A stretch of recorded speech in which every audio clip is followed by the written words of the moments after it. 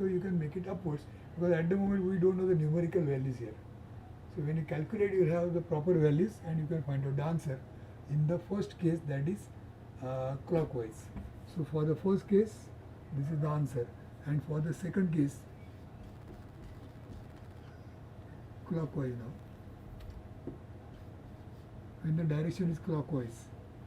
Now when it is clockwise, I'll show like this, clockwise. Now this is going to be T1, this is going to be T2. So accordingly there could be changes. So maybe those changes we can write down. Since P1 is down, I am again assuming same. So P1 is down. So P1 into C, T2 into C, plus T2, P1 into C plus other T1 into A is equal to T2 into B.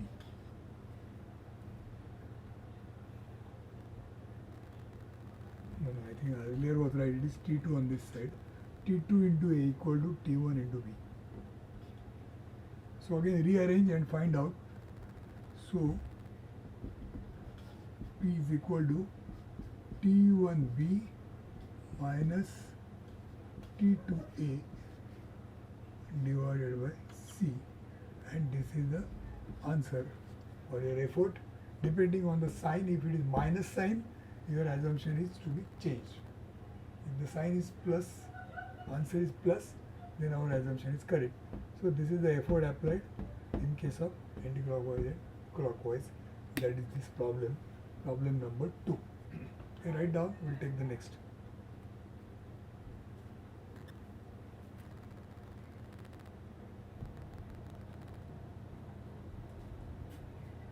Okay, now let's see the third problem. Third problem is like this. There is a drum here.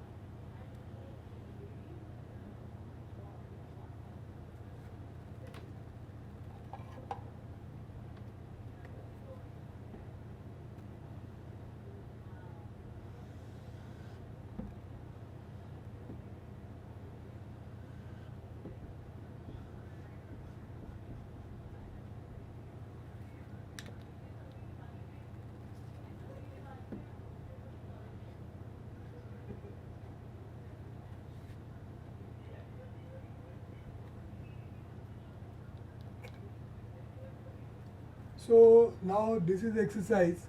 All the necessary information is given. Say there is some effort applied here. So P is given. How much is the effort you are applying here? That is given. Then the size of this, the diameter D1 and the diameter D2 is given. All the lever dimensions are given. Say A here, B here, full is C, and we are asked to find out W. See what is the arrangement here. There is a winch here and some weight is supported over here, is wound on this rope. Now this weight is going to cause some kind of a rotation here, which is equivalent to power that is present here. Okay, and here there is a drum outside. That drum is like a band brake. So on the drum there is a rope and it is connected to the lever, and you are already given how much is the effort you are applying. Now for this effort which you are applied, how much is the maximum weight you can withstand here. So for your effort, what weight you can withstand means that this weight at certain distance, so whatever is the torque that is available here, that torque you are going to overcome by the torque applied by the tensions over here, and these tensions have come because of the effort which you have applied here by hand. So this is the exercise. They are asking what is the load you can support here for a particular amount of effort applied over here. So let's see how this exercise we are going to carry out, which is like this.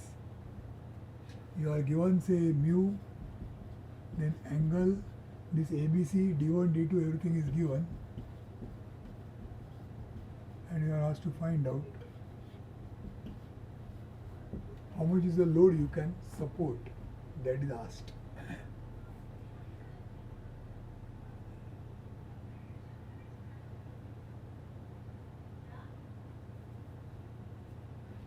So first thing is, since the weight is in this direction, the rotation is going to be like this, and as a result this side is going to be T1 and this side is going to be T2. So for the lever equilibrium, there is T1 acting here, T2 here and P here, that is one thing. So I'll write here for equilibrium of lever.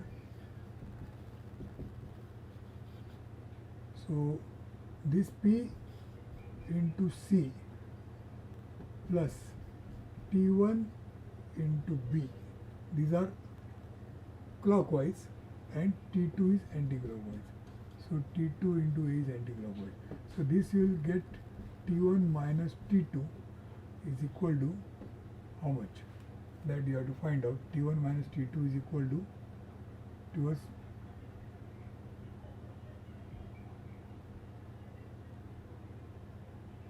so you have to work it out how much it comes to. That will be the value over there, that is T1 minus T2, and after that we are now going to find out what is happening on this side. So T1 upon T2 is equal to e raised to mu theta, which you know.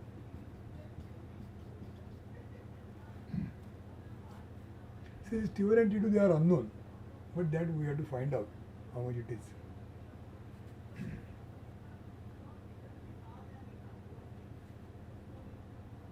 So find out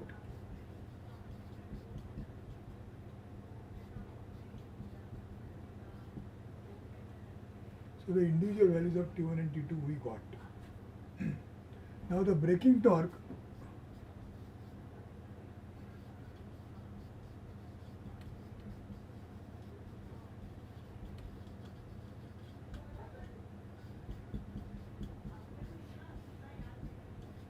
T1 minus T2 into R1.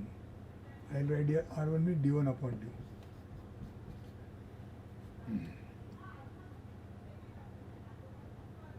So since this is all is known, so you know this value. Now this braking torque is equal to what torque you are applied. So applied torque is